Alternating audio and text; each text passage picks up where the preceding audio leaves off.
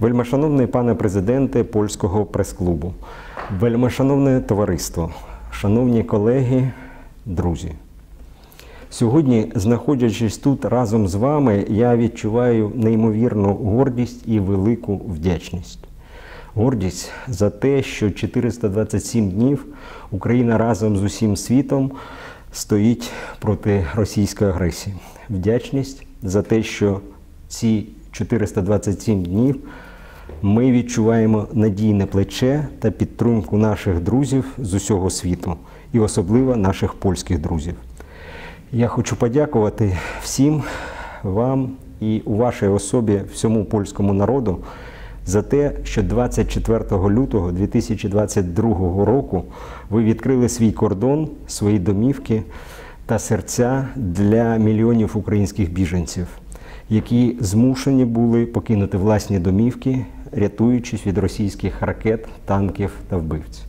Ви першими зустрічали наших жінок, дітей, батьків і надавали всю необхідну допомогу, і до сьогодні ви продовжуєте допомагати мільйонам українців, які не можуть, на жаль, повернутися до рідних домівок у зв'язку з небезпекою. Дякую вам за це. Я хочу подякувати нашим колегам, польським журналістам, всім колегам з Польського прес-клубу за те, що вони першими прийшли на допомогу українським журналістам. Я також хочу подякувати Польському прес-клубу за сприяння вступу в Всеукраїнської асоціації прес-клубів до Міжнародної асоціації прес-клубів. Дякую за те, що підтримали боротьбу асоціації задля спільної боротьби проти російської агресії та пропаганди по всьому світу і для розвитку незалежних медіа в світі і в Україні. А я хотів би подякувати всім журналістам, які не стояли і не стоять осторонь трагедії, яка відбувається в Україні.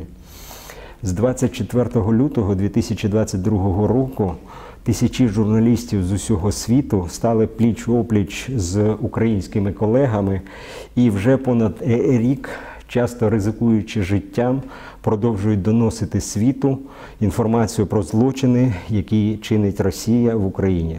Серед них і польські журналісти. З початку повномасштабного вторгнення 17 українських і іноземних журналістів загинули під час виконання своєї професійної діяльності. І, на жаль, і сьогодні два наших колеги загинули у Херсоні. Вічна їм пам'ять. Сьогодні наша боротьба – це не просто збереження незалежності та територіальної цінності України. Вона не просто за збереження української нації. Наша боротьба за збереження цінностей демократичного світу, вона за дотримання міжнародного права, вона за дотримання прав людини. Все це завжди було чужим для Росії. Завдяки світовій підтримці за цей рік у нашій армії з'явилася надсучасна світова зброя, якою вони можуть протистояти російській армії. Але так само важлива підтримка і для українських медіа. Адже у цій війні інформаційна компонента відіграє важливу роль. Сьогодні тисячі українських журналістів перебувають на межі виживання. Сотні медіа закриваються або суттєво зменшують свій контент, бо фінансові надходження відсутні або вкрай низькі. Рекламний ринок знищений. Локальні бізнеси, які постраждали в умовах війни, не мають кошти для реклами, а потоки від глобальних рекламних бюджетів недоступні для більшості українських медіа. Таким чином, українські журналісти постали перед багатьма проблемами. Серед них виплати заробітних плат та соціальне забезпечення журналістів. Фактично, можемо говорити, що в регіональних медіа понад половина журналістів залишилися без надходжень і без заробітних плат. І їх, хто залишився, суттєво скоротили, оскільки журналісти завжди були активною частиною суспільства. Частина журналістів, які залишилися без роботи, пішли у волонтери або пішли в армію. Друковані медіа стикнулися з проблемою значного підвищення вартості послуг типографії, адже газетна бумага злетіла у вартості. Тож деякі друковані медіа пішли в онлайн і відмовилися від принта. Така сама ситуація спіткала частину регіональних телеканалів, які не можуть покривати значну вартість сигналу, тож змушені були закритися. Значна кількість медіа, які знаходяться у прифронтовій зоні або на територіях, які були окуповані, залишилися без техніки, адже редакції були або знищені, або розграбовані росіянами. Ще один важливий виклик, перед яким опинились медіа, яким вдалося вижити в умовах війни – енергетична криза. Регулярне руйнування енергомереж в Україні призвело до перебоїв з електропостачанням, що не дозволяло редакціям повноцінно працювати. Сюди додалися проблеми з перебоями у зв'язку, включаючи проблеми з інтернетом. На даному етапі незалежні журналісти в Україні можуть вижити лише за підтримки іноземних партнерів. Завдяки американським донорам нашим прес-клубам вдалося підтримати підготовку та випуск понад 200 інформаційних матеріалів про актуальне життя регіону. І завдяки цьому, наприклад, прифронтовий Миколаївський регіон не втратив локальні перевірені джерела інформації, забезпечив доступ населення до об'єктивної інформації та зміг гідно протистояти російській пропаганді. Тож ми маємо досвід підтримки журналістів в умовах війни та готові його поширювати на всю країну. Особливо важка ситуація у нещодавно деокупованих територіях, де люди тривалий час прожили в штучному створеному інформаційному вакуумі російської пропаганди. Ні для кого не є секретом той факт, що Росія спрямовує сотні мільйонів доларів на функціонування своєї пропагандистської машини.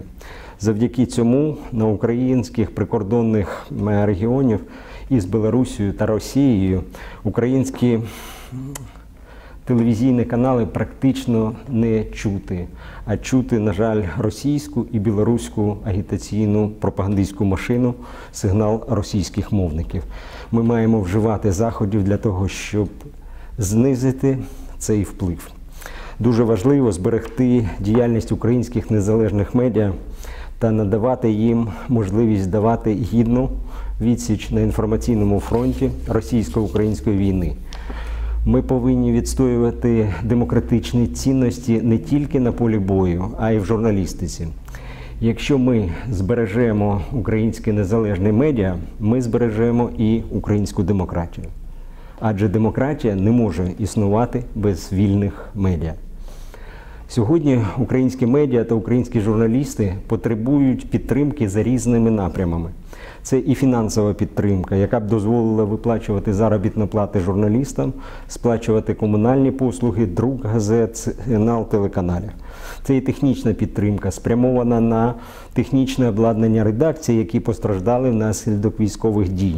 Це забезпечення редакцій безперервним електроживленням та зв'язком, в чому могли б допомогти генератори та старлінки. Але головне – це зберегти журналістів в професії. Адже ми розуміємо, що якщо ми втратимо людей, якщо журналісти підуть з професії, ми втратимо значну кількість професіоналів, замінити яких в короткий час буде неможливо.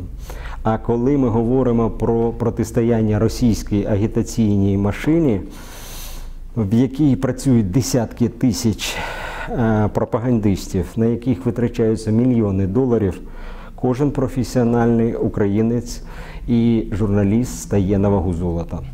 А понад рік я не виїжджав зі своєї країни, і ось я тут для того, щоб подякувати за все, що було зроблено, і разом з вами подумати над тим, що ми можемо зробити ще. Розробити, наприклад, план збереження вільних медіа та демократії в Україні. Завдання складне, і ми вперше можемо його вирішити спільно. Це потребує підвищення української кваліфікації українських медіа до світових стандартів, так що попереду важка і важлива робота, адже саме сьогодні в Україні, на жаль, проливається кров сотні тисяч героїв. І ми разом обов'язково переможемо, адже саме в єдності наша сила. Слава Україні! Слава Польщі! Слава всьому демократичному світу! Разом до перемоги!